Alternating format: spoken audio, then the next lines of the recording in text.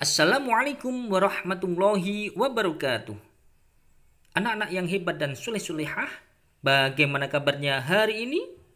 Alhamdulillah luar biasa, bersama Ummu Aiman membangun generasi Qurani. Allahu Akbar. Baiklah, di dalam video pembelajaran pendidikan agama Islam kelas 4 ini kita akan melanjutkan bab yang kedua, yaitu tentang iman kepada Rasul Allah. Sebelum kita membahas tentang pengertian iman kepada Rasul Allah, terlebih dahulu kita akan membahas tentang pengertian Nabi dan Rasul. Nabi secara bahasa artinya adalah orang yang diberi berita atau menerima berita. Sedangkan pengertian Nabi secara istilah adalah seorang laki-laki yang menerima wahyu yang berkenaan dengan syariat agama tetapi tidak harus disampaikan kepada umat-umatnya. Sedangkan pengertian daripada Rasul secara bahasa adalah utusan atau orang yang dikirim untuk suatu tugas. Sedangkan pengertian Rasul secara istilah adalah seorang laki-laki yang menerima wahyu berkenaan dengan syariat agama dan ditugaskan untuk menyampaikan kepada umat-umatnya. Nah, dalam hal ini para ulama memberikan sebuah pengertian. Ar-rasulu huwa insanu dzakarun khurun auhallahu ta'ala ilahi bisara'in wa amarahu bitablighi li khalqin.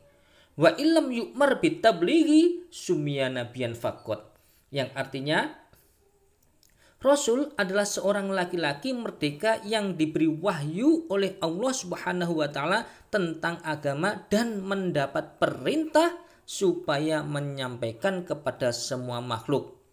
Jika tidak mendapat perintah menyampaikan, orang tersebut dinamakan nabi saja.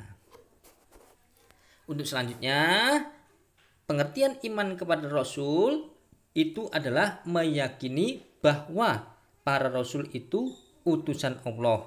Maksudnya adalah mempercayai dengan sepenuh hati bahwa Allah Subhanahu wa taala telah memilih beberapa orang pilihan sebagai Rasul atau utusan untuk membimbing umat manusia ke jalan yang benar serta untuk membimbing umat-umatnya agar selamat baik di dunia maupun di akhirat. Adapun iman kepada Rasul itu termasuk rukun iman yang keempat. Kemudian jumlah para Rasul itu sangat banyak sekali. Ada yang disebutkan di dalam Al-Quran dan ada yang tidak. Allah Subhanahu wa taala berfirman di dalam Quran surat Al-Mu'min ayat 78 yang berbunyi, walaqad arsalna rusulam min qablika minhum man qasasna 'alaika wa minhum man lam naqsus 'alaik. Yang artinya, dan sesungguhnya telah kami utus beberapa orang rasul sebelum kamu.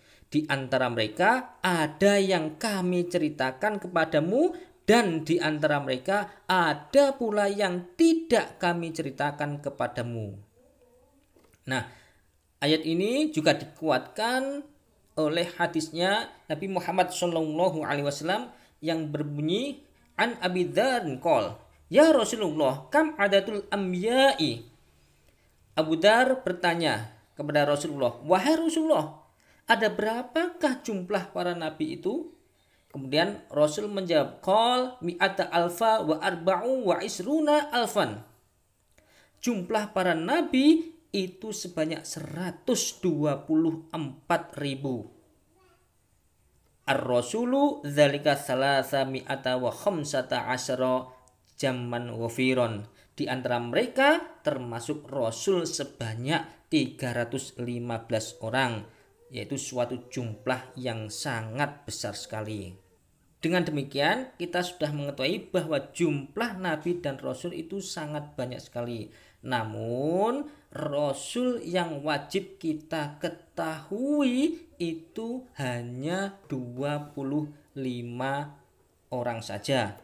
Di antaranya 25 rasul tersebut adalah yang pertama ada Nabi Adam, Nabi Idris, Nabi Nuh, Nabi Hud, Nabi Soleh, Nabi Ibrahim, Nabi Lut, Nabi Ismail, Nabi Ishak, Nabi Yakub, Nabi Yusuf, Nabi Ayub, Nabi Shu'aib, Nabi Harun, Nabi Musa, Nabi Ilyas, Nabi Dzulkifli, Nabi Daud, Nabi Sulaiman, Nabi Ilyasa, Nabi Yunus, Nabi Zakaria, Nabi Yahya, Nabi Isa, dan ditutup oleh Nabi Muhammad Shallallahu Alaihi Wasallam.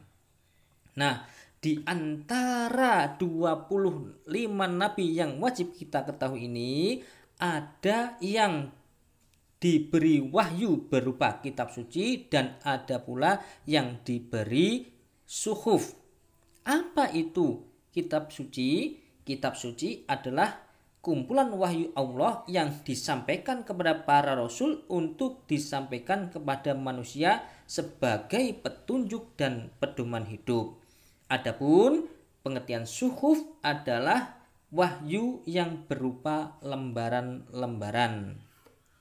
Anak-anak yang dirahmati Allah Subhanahu wa taala, dari 25 nabi yang wajib kita ketahui, hanya ada 4 rasul yang diberi kitab suci oleh Allah Subhanahu wa taala. Di antaranya yang pertama ada Nabi Daud yang diberi kitab Zabur, sedangkan yang kedua yaitu Nabi Musa diberi kitab Taurat, Nabi Isa diberi kitab Injil, dan Nabi Muhammad Shallallahu Alaihi Wasallam diberi kitab oleh Allah Subhanahu wa taala yang bernama Al-Qur'an.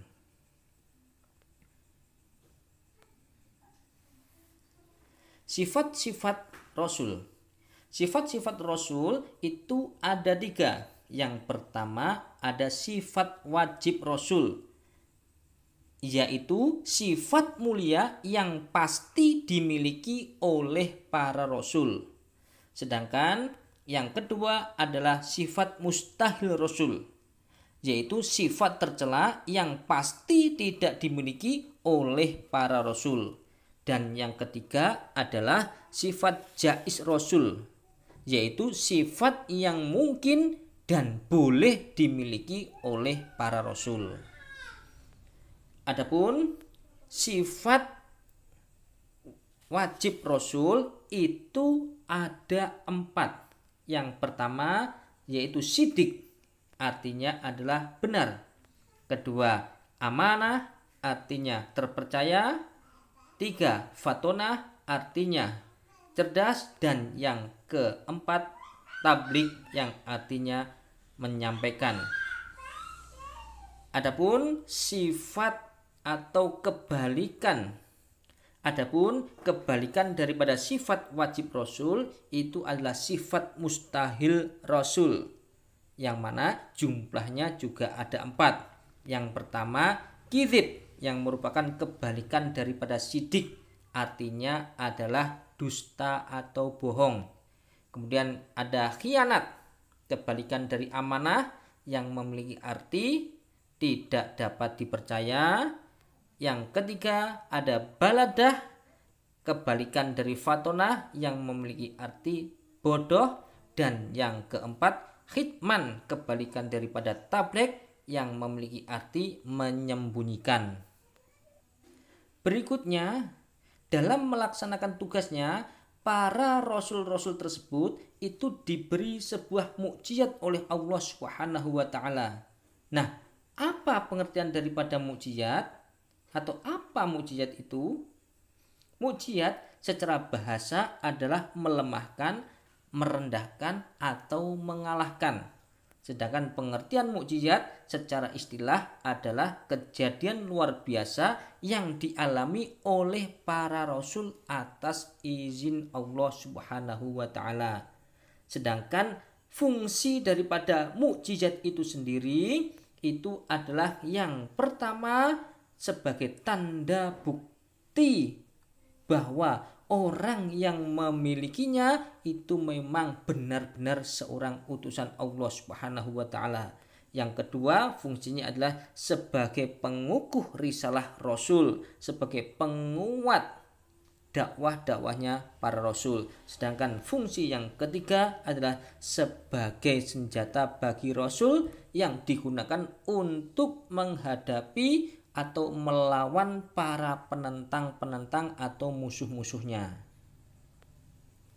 Berikutnya, dari 25 Rasul yang wajib kita ketahui, terdapat 5 Rasul yang memiliki keistimewaan yang membedakan dengan para Rasul-Rasul yang lainnya. Kelima Rasul tersebut diberi gelar oleh Allah Subhanahu wa taala yaitu ulul azmi. Ulul artinya adalah memiliki. Al-azmi artinya keteguhan yang kuat. Jadi pengertian daripada ulul azmi adalah Rasul yang memiliki keteguhan, ketabahan, kesabaran yang sangat kuat sekali.